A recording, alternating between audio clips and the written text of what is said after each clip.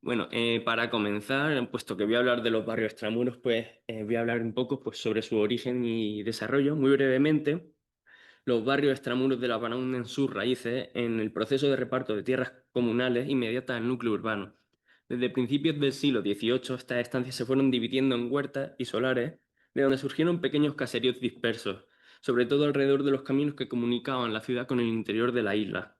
Un punto de inflexión que marcó la concentración de vivienda fue el establecimiento del Real Arsenal en 1735, que comportó el inicio de verdaderos arrabales como el de Jesús María, Guadalupe y San Lázaro.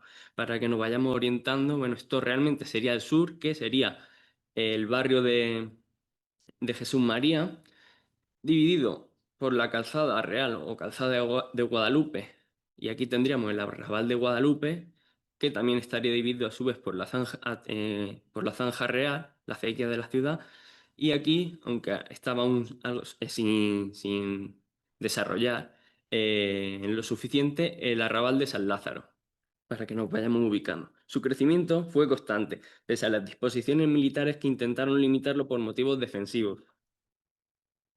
Bien, hacia finales del siglo XVIII, al calor de la expansión económica ligada al comercio y al azúcar, la población se multiplicó y se consolidaron las barriadas, que pasaron de tener un aspecto rural a mostrar una trama densificada. En 1819 se formó un plan de ensanches que revalorizó el espacio y trató de organizar el crecimiento urbano en el suelo baldío e integrar una serie de infraestructuras. Para entonces, la población asentada fuera de la muralla rondaba aproximadamente las 50.000 personas. Bien, hablamos de contexto vulnerable, cuando hay una relación históricamente construida entre vulnerabilidad y el riesgo. Es decir, como señala Rogelio Altez y Abrocita, un contexto vulnerable es la totalidad social, material, histórica y cultural expresada en la carencia de respuestas eficaces ante las amenazas y los riesgos. Cierro cita. Los barrios extramuros de La Habana pueden encajar dentro de esta categorización debido al desarrollo de ciertas eventualidades que al mismo tiempo coinciden con el enfoque que señala que los desastres no tienen un origen exclusivamente natural. En esta dirección, los distintos tipos de desastres que surgieron o fueron susceptibles de brotar fueron resultado de la construcción social de riesgos, que, como señala Virginia García Acosta y Abrocita, remite a la producción y reproducción de las condiciones de vulnerabilidad que definen y determinan la magnitud de los efectos ante la presencia de una amenaza natural. Cierro cita. Este asunto nos permite además establecer diferencias entre las medidas tomadas en el recinto intramuros y en los arrabales. En los barrios extramuros, el modelo de vivienda que predominó durante un tiempo prolongado fue el bohío. Este tipo de hogar se puede considerar como un elemento decisivo en la conformación de riesgo y la vinculación del espacio con la vulnerabilidad. El bohío era un inmueble endeble fabricado con materiales vegetales que favorecían la combustión y un sencillo desmantelamiento. Más allá de estar relacionado con los sectores más menesterosos, fue resultado de una precisión gubernativa derivada de las ordenanzas militares que procuraban la efectividad del sistema de defensa. En consecuencia, la prevalencia del bohío en extramuros constituyó una vulnerabilidad y aumentó los riesgos de desastre frente a la exposición de amenazas naturales y antrópicas. Los huracanes y los temporales bien fueron un fenómeno natural que, entre otras cuestiones, repercutieron significativamente en el ámbito urbano, con la destrucción de material de edificaciones, una situación que estuvo acompañada de la pérdida de vida humana. Evidentemente, cuanto más frágil era una estructura, más sencilla podía ser su descomposición. Este tipo de evento incidió periódicamente en La Habana, destacando por su efecto el episodio del huracán Santa Teresa en 1768. Este desastre se saldó con 37 fallecidos y 117 heridos, muchos de ellos ocasionados por la caída de edificios. No hay una referencia explícita de los arrabales extramuros en los grandes eventos documentados. Sin embargo, en los temporales de menor dimensión sí existen menciones directas. En ellos fue recurrente la ruina del armazón de los bohíos o el desprendimiento de las cobijas de guano. Por ejemplo, un pequeño temporal en abril de 1774 derribó dos bohíos y dejó una víctima mortal en San Lázaro. En agosto de 1794, otro episodio afectó a un mayor número de inmuebles, pero no dejó fallecidos. En octubre de 1810, un temporal arruinó más de una decena de hogares en Guadalupe. En fin, de manera que si en este tipo de sucesos de menor rango hubo numerosos hogares que se vieron afectados fuera de la muralla, en los de mayor magnitud la zona urbana más vulnerable fue el área extramural debido a la debilidad de las edificaciones. En relación con las medidas llevadas a cabo por las autoridades, cabría destacar un aspecto. Con el plan de ensanche de 1819 se decidió urbanizar la línea de costa que había al norte del Camino de San Lázaro. Para que nos ubiquemos, sería este el Camino de San Lázaro, pues se pretendió urbanizar esta línea de costa, ¿vale? Bien, pues, sin embargo, de manera provisional se impidió la edificación de viviendas en este sector porque era sumamente vulnerable a sufrir embates marítimos producidos por los temporales. Sin embargo, se acabó edificando con el paso de los años. En relación con los incendios. Bien, este fue el mayor riesgo al que estuvieron expuestos los arrabales. Como dato, cabe decir que el 78% de los fuegos documentados entre 1771 y 1834 acontecieron en los barrios extramuros. Los materiales inflamables de los bohíos fueron la principal causa de la proliferación y expansión del fuego debido a motivos intencionales o accidentales. Asimismo, ciertas condiciones adversas del clima, como los fuertes vientos o la escasez de precipitaciones durante la época de seca, favorecieron los eventos de propagación. Esto explica la magnitud de los grandes incendios acontecidos en 1802 y 1828. El primero de ellos alcanzó numerosas cuadras de Jesús María y Guadalupe. Como podemos ver en imagen, pues la zona afectada fue la que va lavada en carmín. Y pues su extensión fue sobre todo debido a las fuertes rachas de viento. El daño material ascendió a 1.332 casas, 62 ciudadelas afectadas por el fuego, mientras que el saldo humano se alzó con 7 víctimas mortales y hasta más de 8.000 personas fueron desalojadas. La respuesta de las autoridades fue prohibir la reedificación del caserío en el paraje afectado, pero al cabo de unos meses, la población había vuelto a reconfigurar el espacio residencial. Desde luego, una de las ventajas del bohío es que requería poco tiempo para su alzamiento, pero ello también implicó la prolongación de la situación de riesgo constituida por los materiales combustibles. En Intramuros el escenario era distinto. La prevalencia de construcciones de mampostería acompañada de prohibiciones que vetaban los materiales vegetales reducía drásticamente el riesgo de propagación del fuego. Aquí, por ejemplo, vamos a ver la zona afectada en el incendio de 1828. Aquí apenas se ve, pero si amplío, está demarcada con una línea en amarillo. Esto también aconteció en el barrio de Jesús María. Bien, bueno, en contraste, no observamos ninguna medida que impida la construcción de viviendas con elementos inflamables en extramuros. Las directrices marcadas por las ordenanzas militares eran prioritarias. Solo tras la elaboración del plan de ensanche se dan los primeros pasos que buscan impedir las cubiertas vegetales. No obstante, poco se pudo concretar y sobrevino el desastre de 1828 que, sin causar víctimas mortales, dejó 350 casas y provocó que alrededor de 2.000 personas fuesen desalojadas de sus domicilios. La documentación no refleja la causa explícita del incendio, pero se conoce que este comenzó aproximadamente al mediodía y fue, abro cita, agitado por el viento fuerte que reinaba. Cierro cita.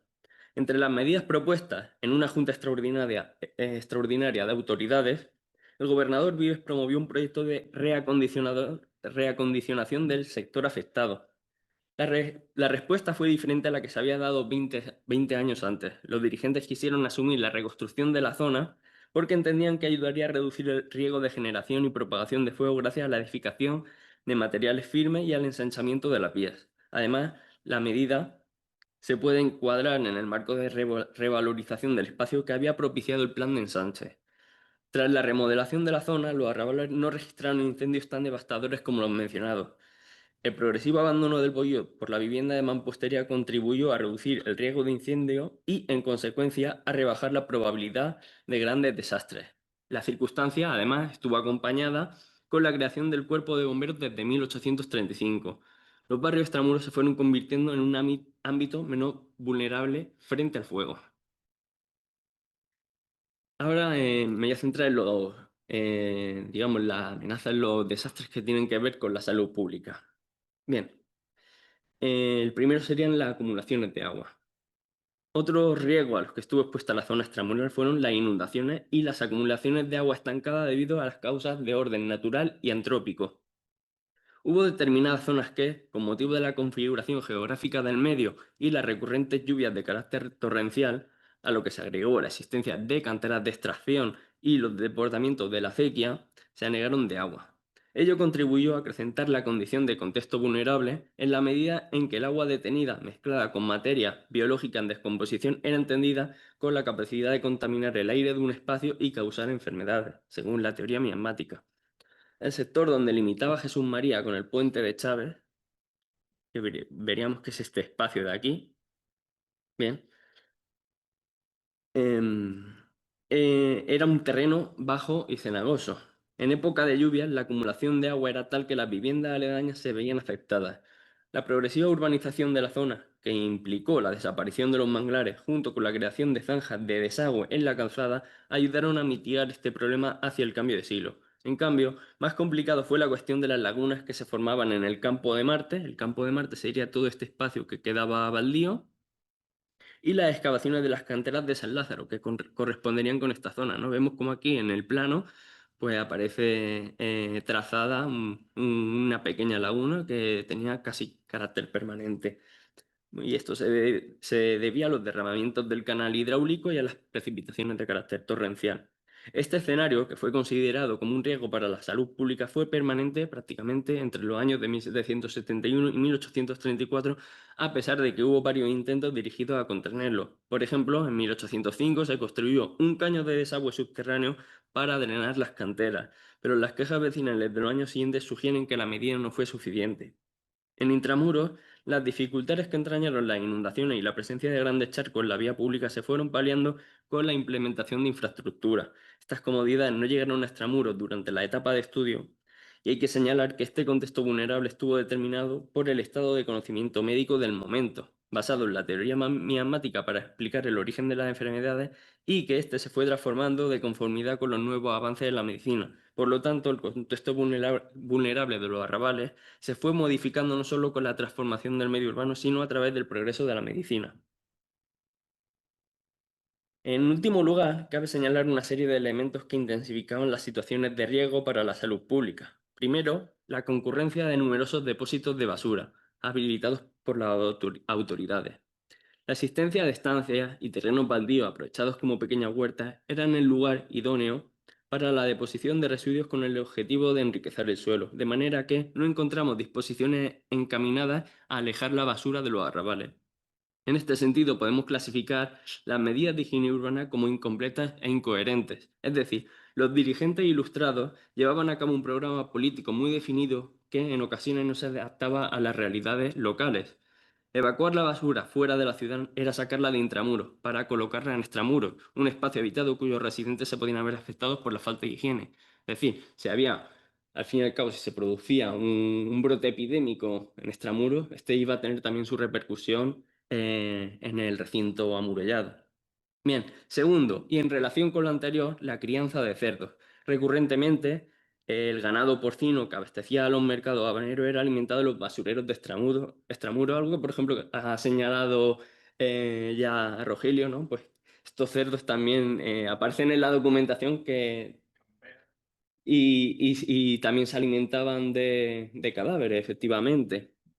Bien, pues esta actividad trató de ser vetada a través de numerosas órdenes, pero no se logró erradicar. Los médicos habaneros llegaron a vincular la cría de cerdo en Extramuros con la aparición de brotes epidémicos de fiebre amarilla, sobre todo en la década de 1810. Además, los inconvenientes vinculados con la falta de aseo, las autoridades tuvieron presente la probabilidad de que las enfermedades que afectaban a los cerdos pudiesen llegar a transmitirse al ser humano, lo que hoy conocemos como zoonosis. Un ejemplo de ello se dio en 1807, pues tras detectarse la circulación de una afectación contagiosa entre los cerdos, que se llamó con el nombre de ahogo, se dispuso la restricción del despacho de carne de cerdo y el desalojo de las piaras cercanas a poblado.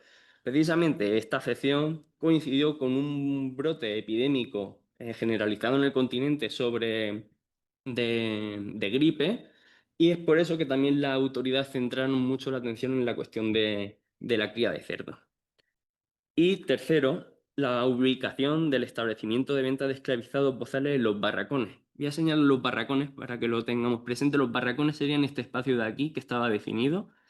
Entonces, bueno, estaba muy cerca de la población y bien.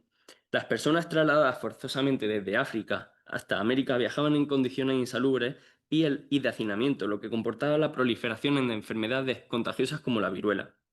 A pesar de las cuarentenas y de los reconocimientos físicos de los esclavizados, estos podían caer enfermos en cualquier momento y generar un problema de salud pública.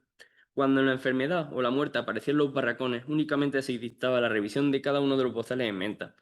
Esta situación de riesgo era asumida directamente por las autoridades y la sociedad habanera en la medida en que los esclavizados eran la mano de obra predilecta en el modelo de producción azucarera. En suma, y para terminar, las circunstancias expuestas contribuyeron en la configuración de un contexto vulnerable. Los barrios extramuros fueron vulnerables frente a ciertas amenazas naturales y antrópicas y además intensificaron el riesgo de desastre porque hubo que cumplir con determinados intereses y porque las medidas expedidas a veces no tuvieron una ejecución eficaz. Y eso es todo. Gracias por vuestra atención.